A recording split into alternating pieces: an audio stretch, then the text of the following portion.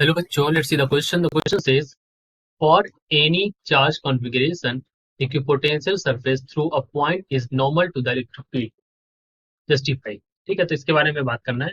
देखिए, इस क्वेश्चन को सॉल्व करने के लिए जो हमारा की कॉन्सेप्ट यहाँ पर हम यूज करने वाले हैं, दैट की कॉन्सेप्ट विल बी, उन्होंने कहा है, देखिए, equipotential surface is normal to electric field, ये इन्होंने कहा है किसी भी चार्ज कॉम्बिनेशन के लिए. अब इस चीज को प्रूव करने के लिए हम एक फॉर्मूला यूज करेंगे, जैसे वर्क W इक्वल होता है एफ डॉट एक्स, यानी कि इसको आप लिख सकते हैं एफ एक्स कॉस थीटा. इसको हम यहाँ पर यूज करेंगे ताकि इस चीज को बताने के लिए. अब देखिए यहाँ पर बात करते हैं, दैट इज कि work done to move a charge, किसी भी चार्ज को मूव करने के लिए along the equipotential surface, along the equipotential surface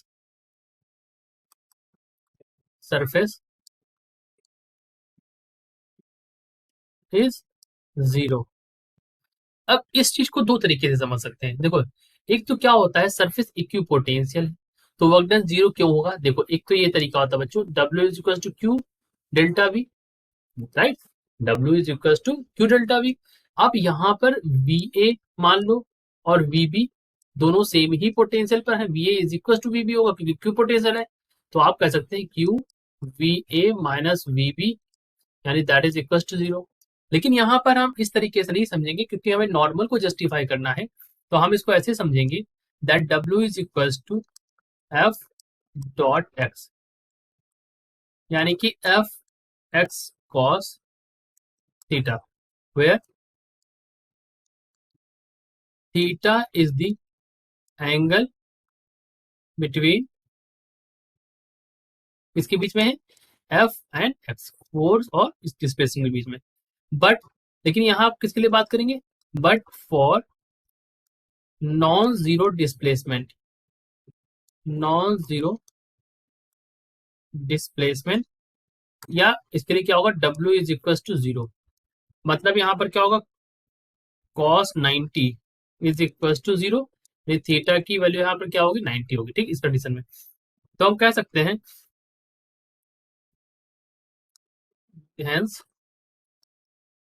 hence we can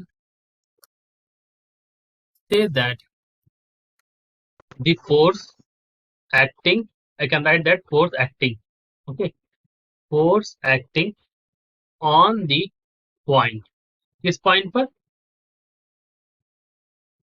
the force acting on the point, sorry point charge. ठीक है, यहाँ पर किसके बारे में, पॉइंट चार्ज के बारे में बात करेंगे.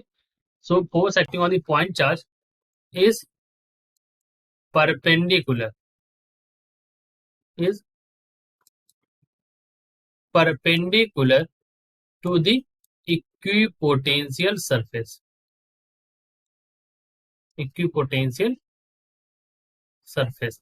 ऐसा ही क्वेश्चन में कहा गया, ये हमको बताना है नॉर्मल होता है, तो नॉर्मल ही होगा यहाँ पर, बिकॉज इक्विपोटेंशियल सरफेस के लिए जो हमारा पॉइंट चार्ज जो फोर्स एक्ट करेगा that is perpendicular to equipotential surface, और तभी हमारा जो होगा वर्क डन यहाँ पर जीरो होता है, जो कि हमने यहाँ पर आपको बता भी दिया कि कैसे जीरो होता है और क्यों जीरो होता है, right. So this is our answer. I hope you understood it well. Best of luck.